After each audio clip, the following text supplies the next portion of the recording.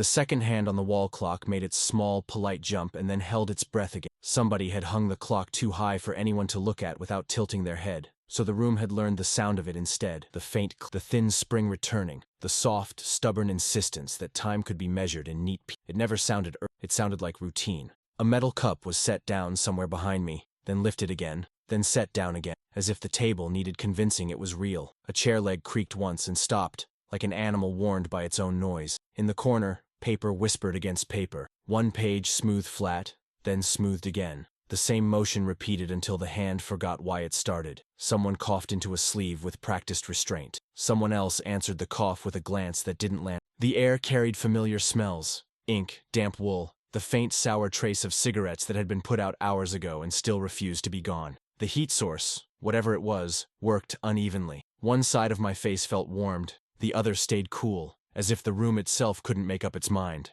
A pencil tapped twice, not impatiently, just twice.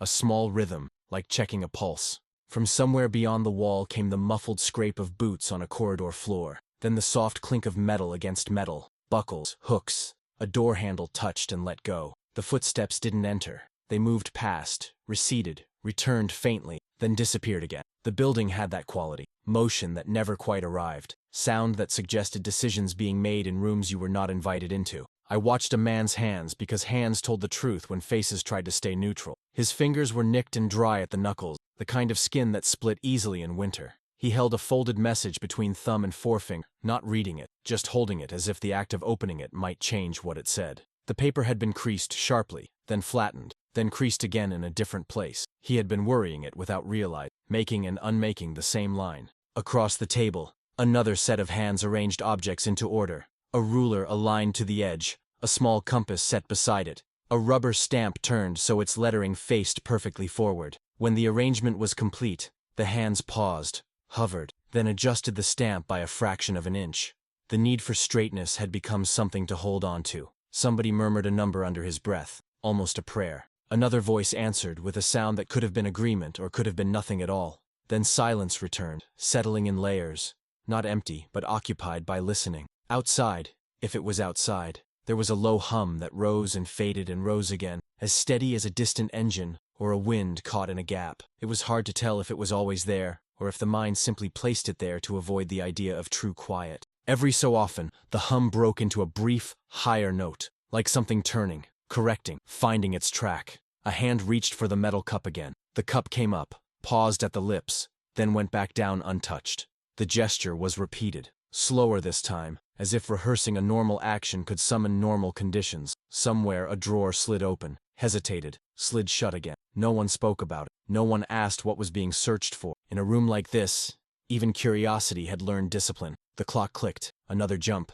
another breath held. A loose thread on my sleeve caught my attention and refused to let go. I rolled it between my fingers until it formed a small knot, then pinched the knot tighter, then let it go. It was a tiny thing, useless, but it responded to pressure in a way the rest of the day had not. When the door finally moved, it didn't open fully. It gave just enough to let a thin line of corridor light fall across the floor. No one turned immediately. Heads stayed forward. Eyes stayed on objects that had already been memorized. The room pretended not to want what it was waiting for. A voice, low, quick, said something from the gap. Not loud enough to understand. The man with the folded message stiffened, not in fear but in recognition, the way a body reacts when it hears its own name at a distance. He stood too fast, then forced himself to stand normally, as if speed could be noticed and punished. He didn't unfold the paper. He didn't need to. He simply held it tighter as he stepped toward the door, and the rest of us watched the thin corridor light tremble on the floorboards, knowing that whatever was on the other side had already started moving. The clock clicked again, and this time the sound felt closer. Time was still passing, but it no longer belonged to us. The place had a way of keeping daylight at a distance. Even when the sky outside was clear, the windows let in a light that seemed filtered through dust and rules. The glass was old and slightly warped, and it turned the world beyond into something soft-edged and far away. Trees reduced to smudges, vehicles to slow shapes. The room stayed mostly the same color all day. Gray cloth, brown wood, the dull shine of metal hardware. It was a color meant to calm men down, to make them believe that whatever happened beyond those walls would remain orderly on paper. After the door closed again, the corridor light disappeared. What remained was the familiar dimness and the sound of the building settling. Radiator ticks, the faint shudder of pipes, the steady scrape of someone dragging a chair in a room we couldn't see. The man who had stood too fast returned with nothing in his hands now. That alone made Mayor shift. It was not what he brought, it was what he didn't. He resumed his seat with care, as if the chair might accuse him of haste. For a moment he stared at the tabletop, then reached to straighten a small stack of forms that were already straight. A simple act, the kind everyone understood. If you could align paper, perhaps you could align the day. On the far side of the room, someone opened a field radio case and checked the connections with the tenderness of habit. The set was not chattering. That was the strange part. When radios went quiet, men invented reasons for it. Poor reception, operator shift change, a temporary lull. The mind didn't like the alternative, so it leaned toward harmless explanations like a body leans toward warmth. A kettle hissed softly somewhere, the sound just below a boil. It had been hissing for a long time, as if it were unsure whether to commit to the next stage. A young clerk, too young to have grown comfortable with these routines, yet already moving like he'd been born to them, poured water into tin mugs with a steady hand. The smell of weak tea rose up, comforting and plain. It offered the illusion of a morning, even if it was no longer morning. Men drank without tasting. Some didn't drink at all. They simply held their cups because holding something was better than holding nothing. A map lay spread across the central table, pinned at the corners by weighted ashtrays. The paper was marked with pencil lines and careful notations, the kind that looked confident even when they were guesses. Someone had traced a route with the blunt end of a pencil earlier and left a smudge at the turn, a dark crescent where the graphite had been pressed too hard. Now, the route was not being discussed. That, too, was ordinary. There were long stretches of the war where nothing happened in conversation. Plans sat in the open, and everyone pretended they weren't afraid to look at them. Men joked in small amounts, like rationed sugar, and laughed without lifting their eyes. A captain, his collar slightly frayed, his hair flattened where a helmet usually sat, made a remark about the weather. It was an old remark, recycled, safe. Someone answered it with a sound that could qualify as amusement. The captain smiled because that was what the room required. He had practiced smiling. Near the wall, an orderly replaced a pencil in a cup as if the pencil had wandered. He adjusted the cup until it was centered on a shelf line. He stepped back, looked, adjusted it again by a fraction. This was how men kept faith control, not by changing what mattered, but by perfecting what didn't. The building's routines continued as if they were immune to anything outside. A runner came through once, boots damp at the edges, delivering a small packet sealed with tape. It was received, logged, placed beside other packets. No one ripped it open. No one broke the tape with their teeth. It was treated like an item in a system, and the system was treated like protection. In the corridor, another set of boots passed, quicker this time. A voice called out a surname, not shouted, just projected with enough authority to carry. The name didn't belong to anyone in our room. That should have been reassuring. It wasn't. It meant the building was awake. At the table, the man with the nicked knuckles had taken to writing the date at the top of a form, then writing it again on another form, then again on another. His handwriting didn't change. His hand did. It tightened slightly, the way a hand tightens when the heart does. Someone asked whether the bread shipment had come in. It was a question about nothing. It was a question about hunger and home, and the idea that tomorrow would still require bread. The answer, yes, it had arrived, moved around the room like a small relief. Men nodded, not because they cared about bread, but because they cared that something ordinary still arrived on schedule. In another corner, a pair of mechanics argued quietly about a misfiring engine in a vehicle none of us could see. The argument was technical, exact. It had the soothing shape of a solvable problem. The words were familiar. Timing, fuel line,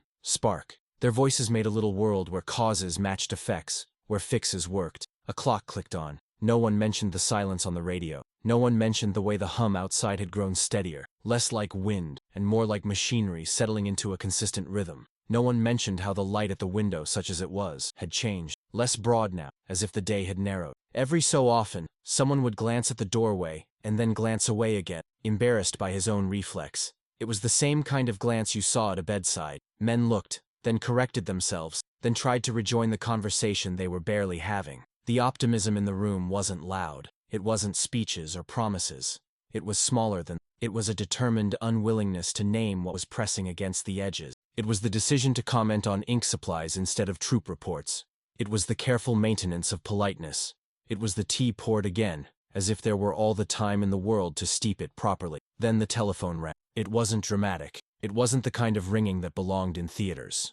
It was a single instrument doing its job, sharp, insistent, far too alive for the rest of the heads lifted. not all at once but in a wave, as if their motion had to be approved. No one grabbed it immediately. That pause was its own tradition. The person nearest the phone looked at the handset as if it were an animal that might bite. Then he picked it up with the same careful calm he would use to lift a hot pan. He listened. His face stayed almost neutral. Almost. Only his eyes changed, focusing on a point inside the wall. His free hand moved unconsciously toward the map, hovering over the penciled route as if the voice on the line could be pinned down and held in place. He said, "Repeat that," very softly, like someone trying not to wake a sleeping child. The kettle continued to hiss. The clock clicked again, and in the space between the next 2 seconds, the room felt its normality begin to thin. The message, whatever its shape, did not change the room immediately. That was the strange part. It entered like moisture, quiet and patient, soaking into habits rather than striking them. The man at the telephone replaced the receiver slowly, as if sudden movement might fracture whatever fragile order still held. He did not announce anything. He did not clear his throat. He simply remained standing for a moment longer than necessary, his hand resting on the phone cradle, fingers spread, as though grounding himself against the furniture. Someone asked casually if the line had been clear. "Clear enough," he said. That answer satisfied the question without feeding it. The conversation drifted on, reattaching itself to safer ground. The weather came up again, then supplies, then a remark about how the new boots wore differently than the oldish. Men adjusted themselves back into their seats, relieved by the familiarity of talk that led nowhere. Only the radio operator noticed the quiet deepen. He leaned closer to the set, adjusting a dial by degrees so small they could barely be called movement. Static whispered, and then receded. He tried another frequency, then returned to the first, as if loyalty might be rewarded. His headset cord twisted slightly around his wrist, and he unwound it without looking, fingers practiced, eyes steady. "Probably terrain," someone offered from the table, without being asked. The operator nodded, grateful for permission not to worry. A clerk entered with a stack of fresh forms, the corners still sharp. He distributed them methodically, one to each man, his pace even, his face unreadable. As the papers were accepted, there was a shared rustle, the sound of readiness. Pens were uncapped, pencils were sharpened with small knives and wiped on sleeve. Dates were written again, names, reference numbers copied from one sheet to another. It was all very precise, very controlled. At the map table, a lieutenant traced the penciled route once more, slower this time. His finger paused at a junction, then continued without comment. The smudge at the turn seemed darker now, as if it had grown while no one was looking. He erased it lightly, then redrew the line, straighter than before. "That should be fine," he said, more to himself than anyone else. No one disagreed. In the corridor, footsteps hurried past, lighter than boots, maybe a runner. A door opened somewhere down the hall, voices overlapping briefly, then separating again. The building was busy in a way that felt slightly misaligned, like a watch that kept time, but not the right time. A man near the window lifted the blind just enough to peer out, then lowered it again. He did not describe what he saw. He returned to his seat and picked up his cup, finally drinking the tea that had long since cooled. The hum outside changed pitch. It didn't grow louder. It simply settled into a steadier one that did not wander. Someone mistook it for distant traffic. Someone else assumed it was generators warming up. The explanations stacked neatly, one on top of the other, each strong enough to support the next. A mechanic's voice drifted in from the far end of the corridor, saying something about a delay. The word passed through the room without resistance. Delays were normal. Delays were survivable. At the radio, a brief burst of sound crackled through, half a word, swallowed by static. The operator stiffened, then relaxed when nothing followed. "Probably interference," he said, though no one had accused him otherwise. A sergeant laughed softly at something. The laugh landed wrong, too loud for the size of the joke, and then was gone. The room absorbed it without comment. On one of the desks, a watch had been laid face up beside a stack of warts. Its owner glanced at it, frowned slightly, then turned it over so the face was hidden. Time was easier to bear when it couldn't be seen. Another call came through, not on the telephone but shouted from down the hall.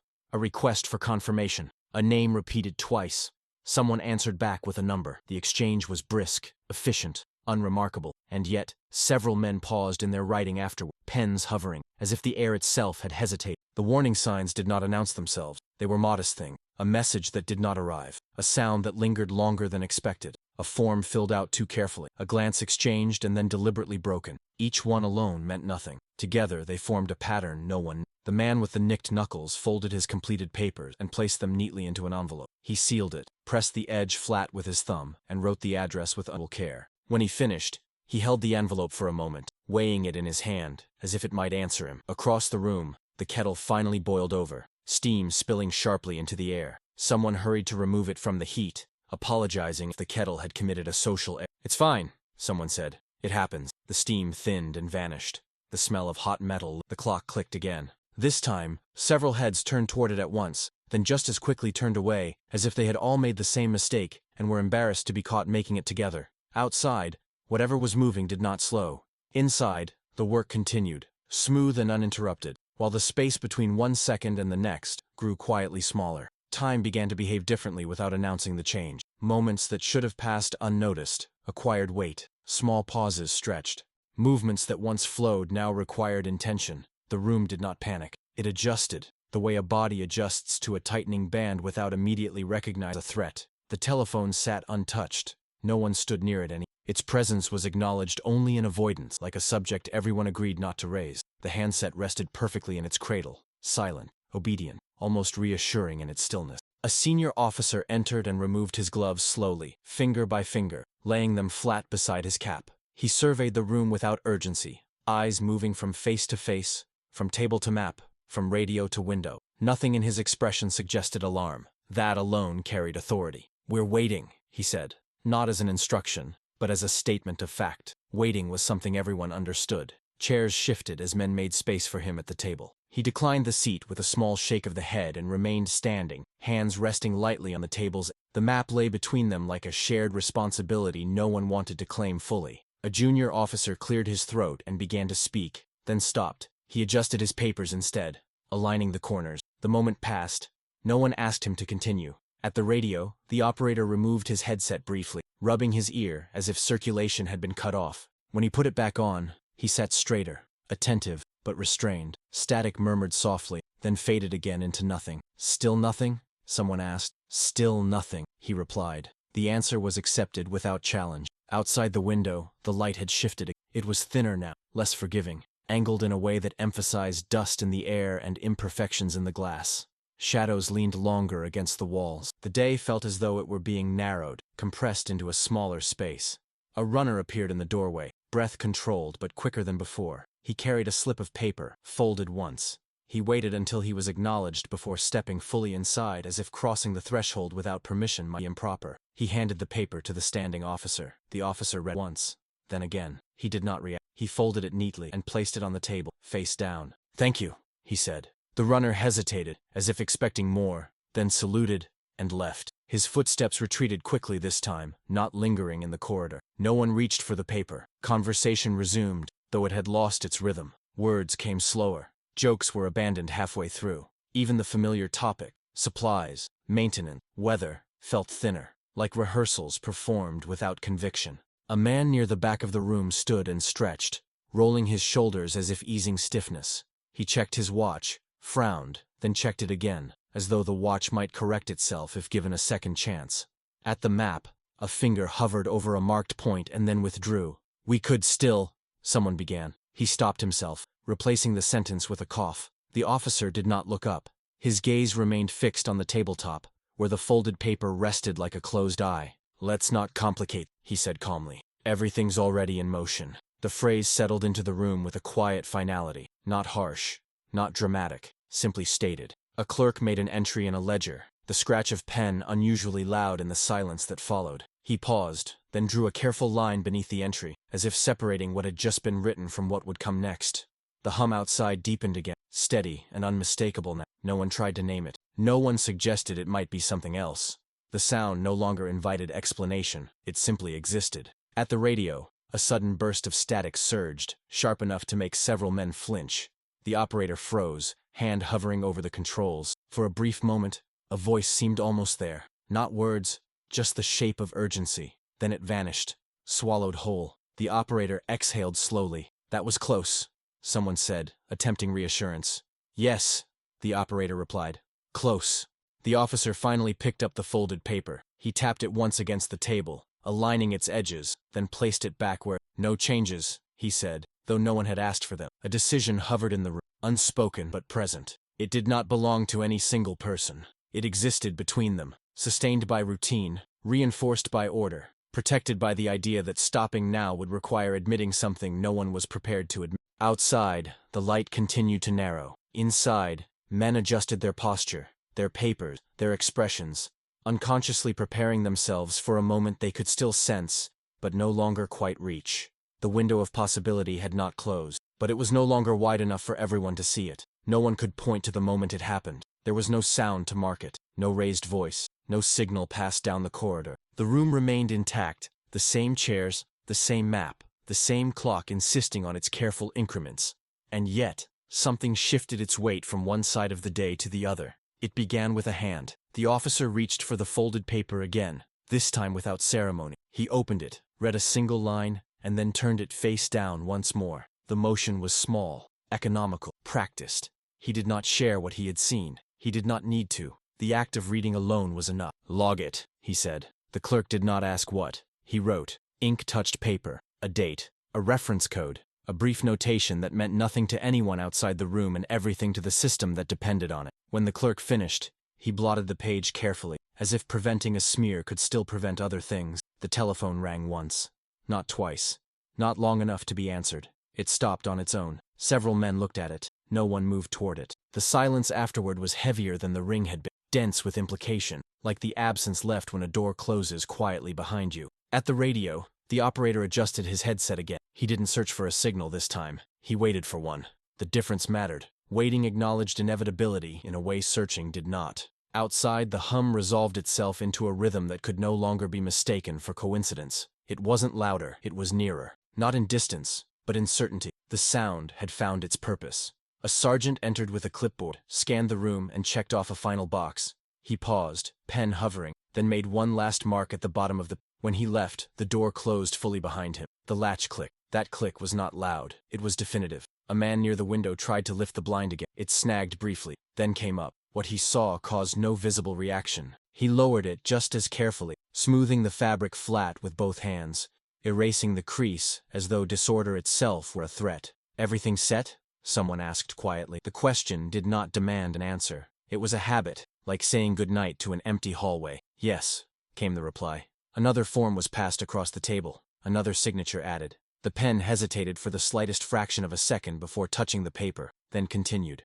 When the signature was finished, the pen was capped and placed down parallel to the ruler, perfectly aligned. That alignment was the last correction anyone made. The officer glanced at the clock, not to check the time, to acknowledge it. The second hand advanced, indifferent, obedient to nothing but its own mechanism. "All right," he said. Nothing followed the word. No instructions, no movement. They were not meant to start anything. They were meant to close something. Chairs creaked as men settled back, as if the act of sitting confirmed a choice already made. Conversation did not resume. It had served its purpose and been dismissed.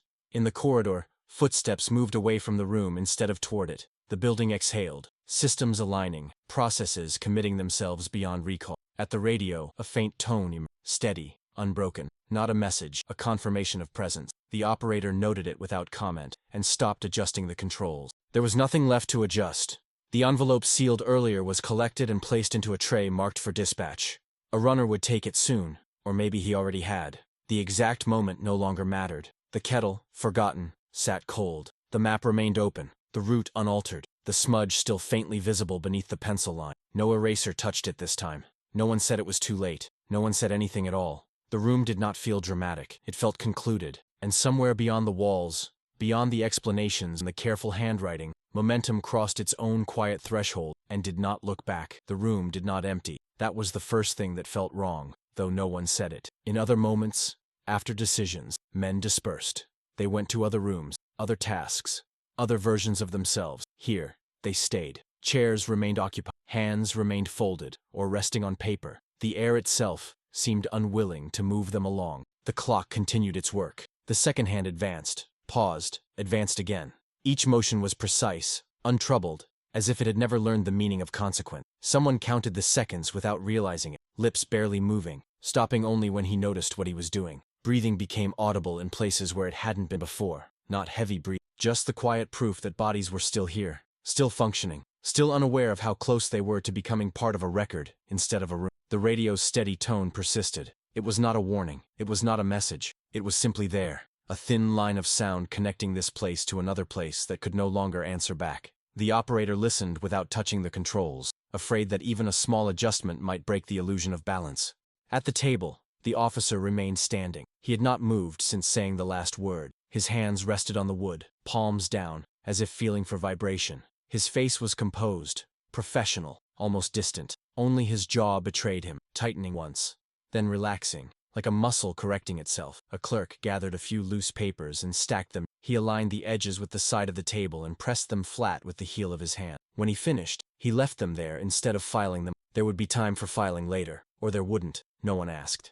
Outside, the hum deepened one final settling into something smooth and unwavering. It no longer rose. It no longer searched for rhythm. It had found it. A man near the wall closed his eyes for a brief moment, then opened them, embarrassed by the Another rubbed his thumb along the edge of a ruler until the skin warmed. Someone swallowed, the sound loud in his own ears. The telephone remained silent. Its silence was different. It was no longer waiting to speak. It was finished speaking. Light at the window thinned until it felt less like daylight and more like residue. Dust floated slowly through it, each particle suspended, visible, unhurried. For a moment, watching the dust became the most important thing in the. It was something that still moved slowly enough to follow. The map lay unchanged. No fingers hovered above it anymore. No pencil approached its surface. The route existed now without need of reinforcement. It had passed from planning into inevitability, from something that could be altered into something that would simply occur. Somewhere in the building a door closed gently. Somewhere else, a machine cycled through a final check. These sounds arrived late, out of sequence, like echo that had lost their source. The officer finally sat. The chair creaked beneath him, louder than expected. Several men looked up instinctively, then looked away again when they realized nothing had happened. Nothing, after all, was supposed to happen yet. All stations holding. A voice came faintly from the corridor, not addressed to anyone in particular. No one answered. The radio tone flickered once, then steadied again. The operator noted the time in his log, writing carefully, his hand unshaking. He did not underline the entry. He did not add a comment. The clock clicked. A long second passed. Another. The room existed entirely inside those seconds now. There was no before worth revisiting. There was no after worth imagining. There was only this narrowing present. This held breath stretched as far as it could go without breaking. Someone reached for his cup and stopped halfway, realizing it was empty. He set it down again without filling it. The gesture felt unnecessary, like a habit from another day. Outside, the hum was no longer something you could ignore. Inside, no one moved. No one spoke. No one looked at the door. The moment did not rush them. It did not need to. It simply waited, perfectly still, on the edge of becoming something else. Nothing signaled the end of wait. No bell, no shout, no sudden convergence of sound. The room remained intact, suspended in the same careful balance it had held for far too long. If someone had entered then, they might have mistaken it for calm. They might have believed this was how order always looked. The clock advanced another second. The radio tone continued, thin and unwavering. A thread stretched so tight it no longer vibrated. The operator's eyes never left the indicator light. He did not blink. He had learned that blinking felt too much like look. Breath moved quietly, in through the nose, out through parted lips. Measured, controlled, almost synchronized. Bodies had adjusted themselves to endurance, to the discipline of staying present without acting. The officer's hands rested on his knees now. They did not move. They did not fidget. The decision he had not announced no longer required maintenance. It had already detached from him, passing into machinery, into distance, into other hands that would never know his name. Dust continued to drift through the narrow band of light at the window. Each particle floated without urgency, catching brightness briefly before sinking back into shadow. Watching it felt dangerous, like staring too long at something fragile just before it vanished. Somewhere far beyond the walls, something aligned. Here, a man cleared his throat and stopped himself. Another adjusted his collar, then let his hand fall. Small impulses rose and died before becoming actions. The room rejected movement the way still water rejects thrown stones. The telephone remained untouched, its silence absolute. It was no longer part of the future. It belonged entirely to the past. The map lay open, unchanging. The route no longer asked to be understood.